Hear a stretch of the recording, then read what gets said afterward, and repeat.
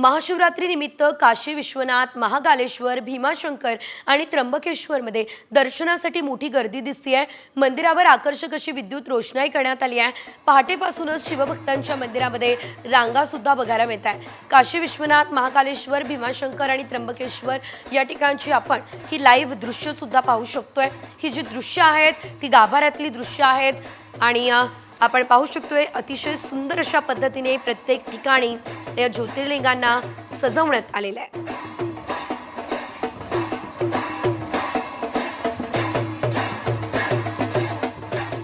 तर दुसरीकडे महाशिवरात्री निमित्त भीमाशंकर ज्योतिर्लिंगाचं दर्शन घेण्यासाठी भाविकांनी गर्दी केलेली आहे। रुद्राभिषेक केलेला आहे। महाशिवरात्र उत्सवास सुरुवात झालेली आहे। हर हर महादेव, ओम नमः शिवाय, बम बम बोले अशा नामस्मरणानं भीमाशंकर मंदिर संपूर्ण परिसर दुमदुमलेला आहे। भगवान शंकराचं दर्शन घेण्यासाठी भाविकांच्या मोठ्या रांगा दिसलेल्या आहेत। भीमाशंकर हे पुणे जिल्ह्याच्या खेड तालुक्यात आहे। भारतातल्या 12 ज्योतिर्लिंगांपैकी 6वं ज्योतिर्लिंग म्हणजे भीमाशंकर।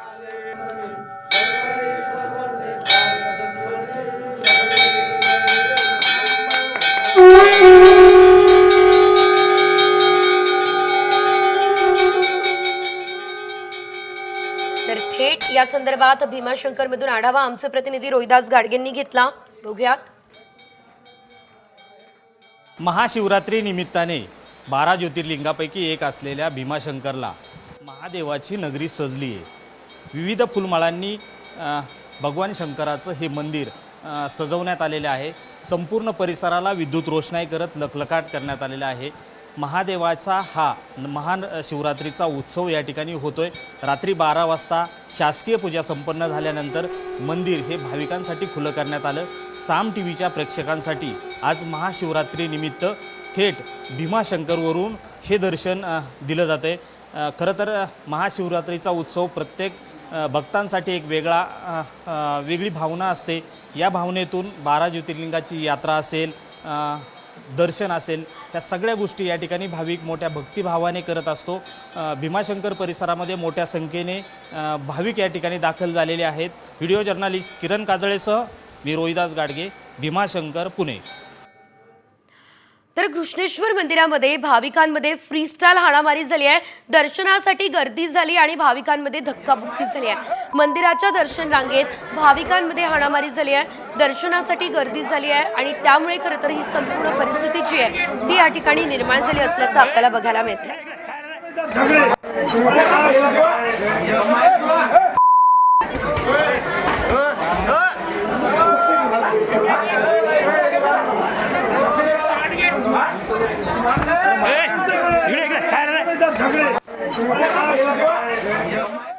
संभाजीनगरनंतर थेट जाऊयात हिंगोलीमध्ये, कारण हिंगोलीमधल्या औंढा नागनाथ मंदिरामध्ये दर्शनावरून राडा झालेला आहे। महाशिवरात्रीला दर्शनासाठी भाविकांनी मोठ्या प्रमाणात गर्दी केलेली आहे। भाविक अगदी 5 तास दर्शन रांगेमध्ये उभे आहेत, मात्र पोलीस आणि सुरक्षा रक्षक तरी सुद्धा काही भाविकांना नियमबाह्य पद्धतीने दर्शनासाठी सोडतात अशा प्रकारचा आरोप जो आहे तो सध्या केला जातोय आणि त्यामुळे वाद झालेला आहे। मंदिराच्या मुख्य गाभाऱ्याजवळ प्रचंड प्रमाणात राडा झालेला आहे।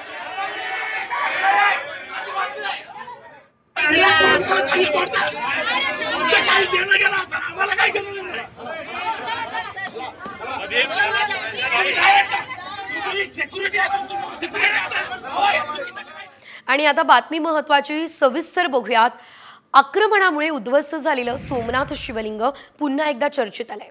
चक्क गुरुत्वाकर्षणाला सुद्धा फेल ठरणारं शिवलिंग सापडल्याचा दावा केला जातोय। हा दावा कुणी केला, हे शिवलिंग सध्या कुठे आहे? महाशिवरात्री निमित्त साम टीव्हीवर या संदर्भातला आपण हा खास रिपोर्ट बघूयात। 1000 वर्षांपूर्वीचं शिवलिंग समोर। शिवलिंगापुढे होतं गुरुत्वाकर्षण फेल। गजनीनं नष्ट केलेल्या शिवलिंगाचे अवशेष चर्चेत। हे चुंबकाप्रमाणे फिरणारं शिवलिंग 1000 वर्षांपूर्वीच्या सोमनाथ ज्योतिर्लिंग मंदिरातील असल्याचा दावा करण्यात आलाय। चक्क गुरुत्वाकर्षणाला आव्हान देणारं आणि हवेत तरंगणारं ज्योतिर्लिंग मोहम्मद गजनीनं नष्ट केलं होतं। या शिवलिंगाचे अवशेष तब्बल 100 वर्ष जमिनीत पुरून ठेवल्यानंतर आता बाहेर काढण्यात आल्याचा दावा श्री श्री रविशंकर यांच्या कार्यक्रमात एका पुजाऱ्यानं केलाय. नेमका काय दावा करण्यात आलाय पाहूया. 1000 वर्षांपूर्वी 18व्या वेळेस गजनीनं शिवलिंग तोडलं. अग्निहोत्री पुजाऱ्यांनी शिवलिंगाचे अवशेष जमा करून पूजा केली. 100 वर्षापूर्वी कांचीच्या शंकराचार्यांनी हे शिवलिंग जमिनीत पुरून ठेवायला सांगितलं. हे शिवलिंग बाहेर काढल्यानंतर शंकराचार्यांनी योग्य महात्म्याला देण्यात यावं असं सांगितलं. श्री श्री रविशंकर यांना देण्यात आलेल्या शिवलिंगाचा 1000 वर्षांचा प्रवास कसा झाला ते पाहूया.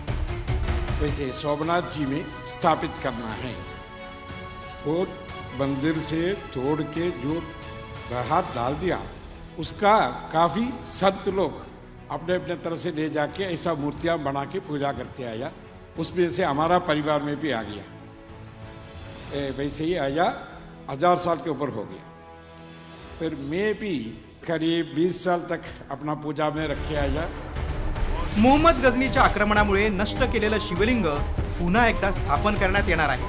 मात्र खरंच हे शिवलिंग 1000 वर्षांपूर्वीचं आहे का याची तपासणी करून हे 12 ज्योतिर्लिंगांपैकी एक असलेल्या सोमनाथ मंदिरात स्थापन होणार का याची भोलेनाथाच्या भाविकांमध्ये उत्सुकता आहे.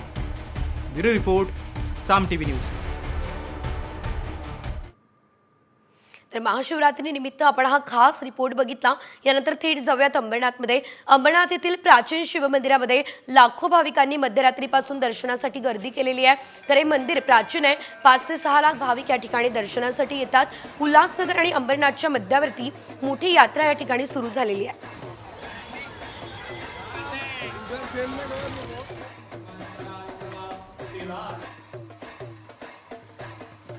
महाशिवरात्री निमित्त बीडमधील कंकालेश्वर मंदिराला आकर्षक विद्युत रोषणाई करण्यात आली आहे. बीड शहराचे ग्रामदैवत असलेल्या कंकालेश्वर मंदिरात महाशिवरात्री निमित्त यात्रा असते.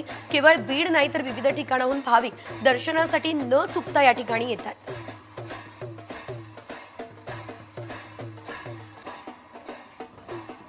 महाशिवरात्री निमित्त नागपूरच्या कल्याणेश्वर मंदिरात सकाळपासून भाविकांची गर्दी आहे. तर शिवरात्री निमित्त शिवलिंगावर विधिवत पूजा अर्चना आणि रुद्राभिषेक केला जातोय. शिवपिंडीवर फुलांच्या सुंदर सजावटीने भाविकांचं लक्ष वेधलंय.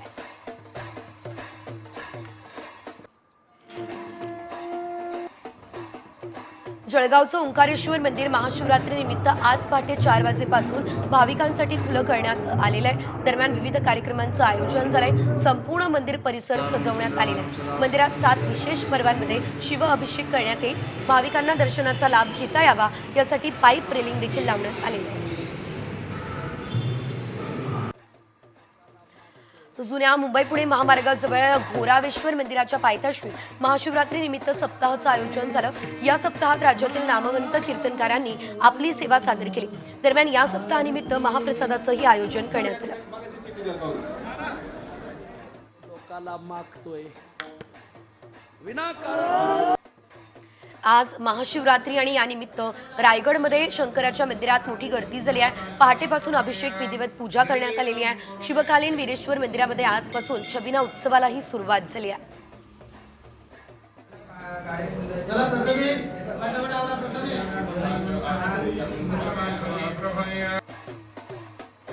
अकोल्याचं आराध्य दैवत राजराजेश्वर मंदिरात पहाटेपासून दर्शनासाठी शिवभक्तांच्या रांगा लागल्या. राजेश्वराला जलाभिषेक करण्यात आला. भाविक या ठिकाणी दर्शन घेताना दिसत आहेत.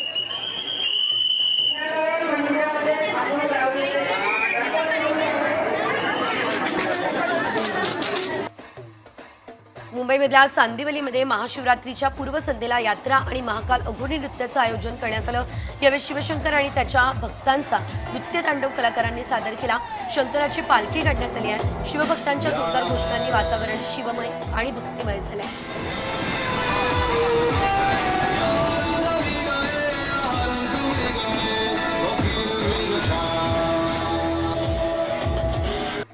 महाशिवरात्रीच्या निमित्तानं पुण्यातील काही रस्त्यांवर वाहतुकीमध्ये बदल झालेले आहेत. वाहतूक सुरळीत राहावी यासाठी पुणेश्वर रस्ता ते अगरवाल रस्ता वाहतुकीसाठी बंद करण्यात आलाय. सकाळी 6 पासून रात्री 12 पर्यंत वाहतुकीमध्ये बदल करण्यात आलाय, अशी माहिती शहर वाहतूक शाखेनं दिली आहे.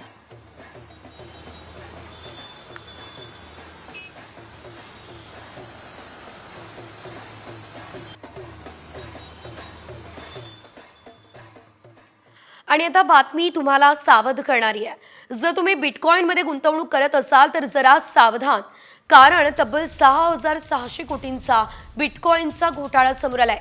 सीबीआयनं या प्रकरणामध्ये देशभरात छापेमारी केलेली आहे। राज्यात पुणे, नांदेड, कोल्हापूर यासह दिल्ली, एनसीआर, बंगळुरू अशा 60 ठिकाणी छापेमारी करण्यात आली असल्याचं एकंदरीत आपल्याला बघायला मिळतंय। तर आपण पाहतोय 10% व्याजाचा आमिष दाखवून फसवणूक सध्या केली जात होती आणि याच घोटाळा प्रकरणात गेल्या वर्षी अभिनेत्री शिल्पा शेट्टी आणि तिचा पती राज कुंद्रावरही ईडीने कारवाई केलेली आहे।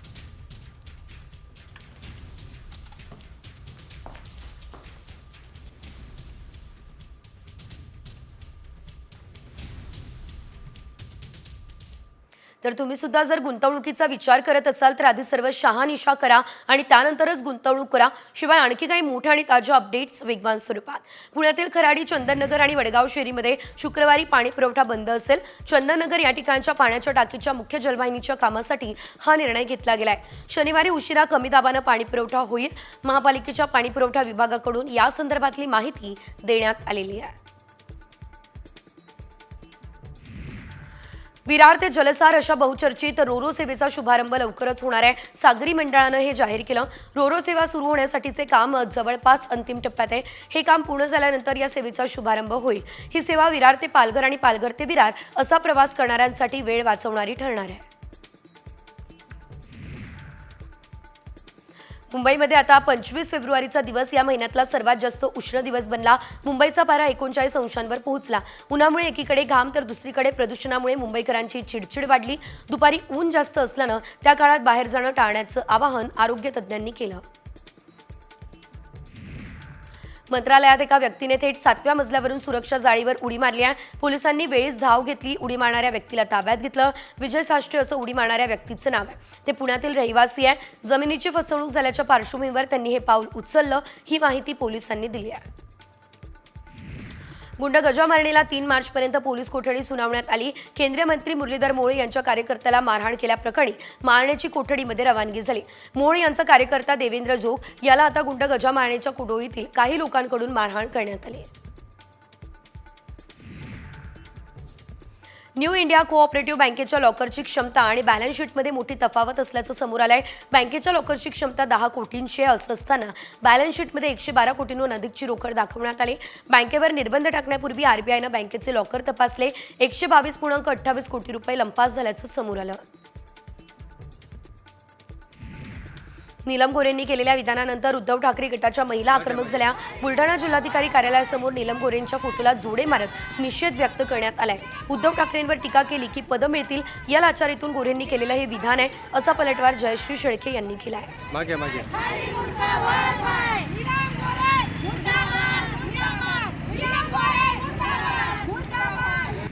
मराठा आरक्षण मिळत नाही, त्यामुळे 21 दिवसांचं आमरण उपोषण आणि 40 दिवसांचं साखळी उपोषण करणारे गुलाब मराठे हे आता आक्रमक झाले।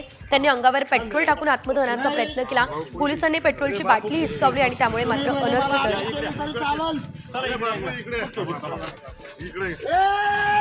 शिर्डी बस स्थानकात एक महिला आपल्या लहान मुलीला साखळदंडानं बांधून भंगार गोळा करण्यासाठी जायची असा व्हिडिओ काही दिवसांपूर्वी समोर आला। ही भंगार गोळा करणारी महिला उच्च शिक्षित आहे। संतोषी ढाकणे असं या महिलेचं नाव आहे। तिचं MSW शिक्षण पूर्ण झालेलं आहे, मात्र पुण्यातील नोकरी गेल्यानं संतोषीला बेरोजगारीचा सामना करावा लागतोय।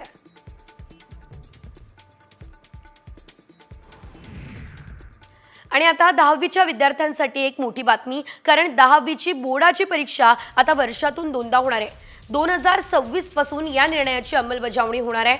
विद्यार्थ्यांना परीक्षेत चांगली कामगिरी करता यावी यासाठी वर्षातून 2दा आता ही परीक्षा घेतली जाणार असल्याचं कळतंय। परीक्षा दिल्यानंतर आता मिळालेले सर्वात जास्त जे गुण असतील ते ग्राह्य धरले जातील, तसा पर्याय विद्यार्थ्यांना उपलब्ध करून दिला जाणार आहे। सीबीएसई बोर्डानं 2026 पासून वर्षातून 2दा 10वीची बोर्ड परीक्षा घेण्यासाठी मंजुरी दिलेली आहे।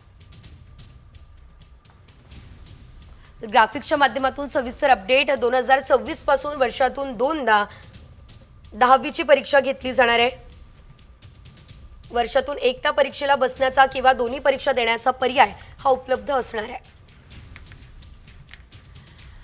पहिल्या दुसऱ्या परीक्षेत सर्व विषयांची परीक्षा देणं आवश्यक नाहीये। दोन्ही परीक्षा दिल्यास सर्वोत्तम गुण अंतिम मानले जाणार आहेत. चांगले मार्क्स न आल्यास तोच विषय दुसऱ्यांदा सुद्धा घेता येणार आहे.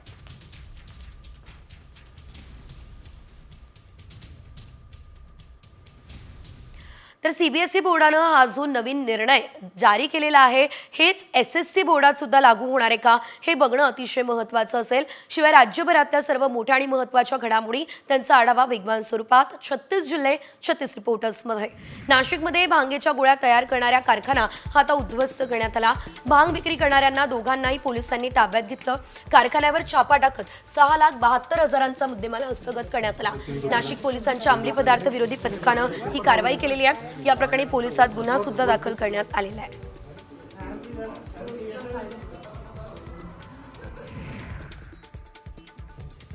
खानदेशात हरभरा मळणी ज्वारीची कापणी आणि अन्य शेती कामांना वेग आला असल्याचं देखील आपल्याला बघायला मिळत आहे. तर पपई केळी आणि अन्य पिकांच्या लागवडीची तयारी सुरू आहे. पूर्व मशागत आणि अन्य कामही सुरू आहे.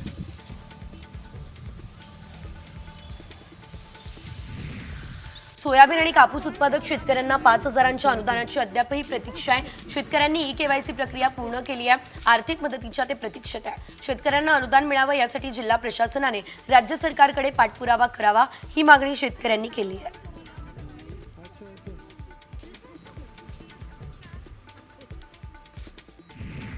रत्नागिरीमध्ये हापूस आंबा स्थानिक बाजारात दाखल झाला. हापूस आंब्याची रत्नागिरीच्या बाजारपेठेत फेब्रुवारी महिन्यातच आवक झाली. 1,600 ते 2,200 रुपये डझनने आंबा बाजारात विक्रीसाठी आलेला आहे.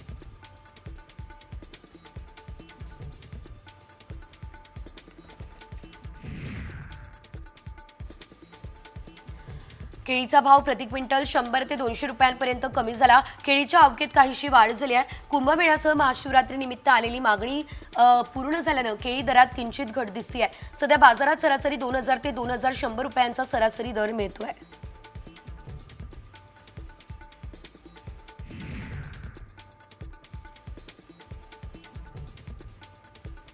धुळ्यामध्ये शेतकऱ्यांची आता गहू आणि हरभरा काढण्याची लगबग सुरू आहे. हवामान बदलाचा फटका पिकांना बसलाय. त्यामुळे काढणीला आलेलं हरभरा पीक शेतकऱ्यांनी लवकरात लवकर काढण्यास सुरुवात केली असल्याचं आपल्याला दिसतंय.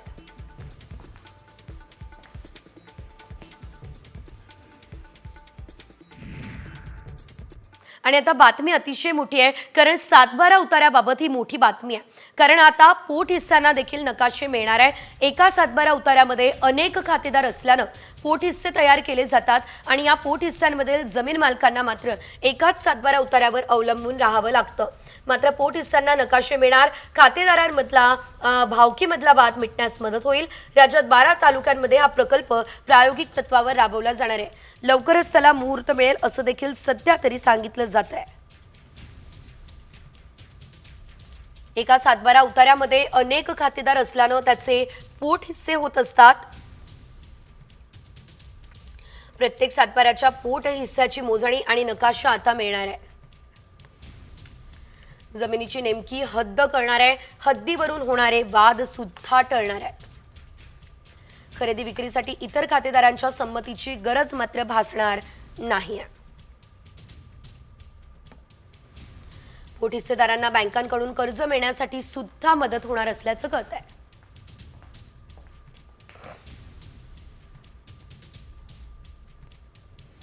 मोठी बातमी, महायुती सरकारमधल्या 7 मंत्र्यांसाठी आता खासगी सचिव आणि ओएसडींची नियुक्ती करण्यात आली आहे. माणिकराव कोकाटे, गणेश नाईक, मंगलप्रभात लोढा, आशिष शेलार आणि या मंत्र्यांसाठी ओएसडीची नियुक्ती करण्यात आली आहे. या संदर्भातला शासन आदेश हा आता जारी करण्यात आला असल्याचं बघायला मिळत आहे.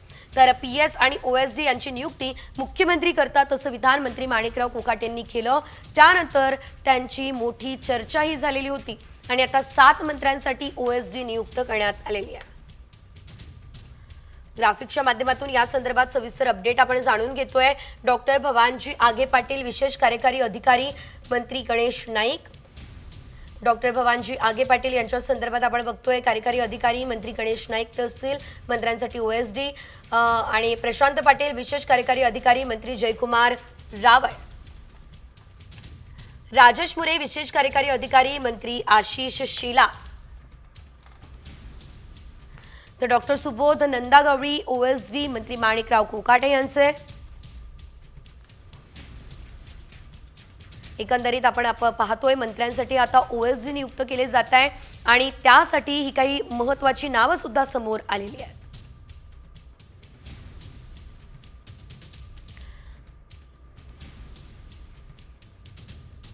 आणि यानंतर एक मोठी बातमी आहे, कारण साम टीव्हीने बातमी दाखवताच जिल्हाधिकाऱ्यांनी दखल घेतली आहे. रांगेत घुसखोरी करणाऱ्या भाविकांना बाहेर काढलंय, मंदिर परिसरात बंदोबस्त वाढवलाय, दर्शन व्यवस्था सुरळीत केली आहे. भाविकांच्या संतापाची बातमी साम टीव्हीने प्रसारित केली. औंढा नागनाथ मंदिरामध्ये घुसखोरी करणाऱ्या भाविकांना आता बाहेर काढण्यात आलेलं आहे. साम टीव्हीची बातमी अर्थात इम्पॅक्टची हमी हे आपण पुन्हा एकदा बघतोय.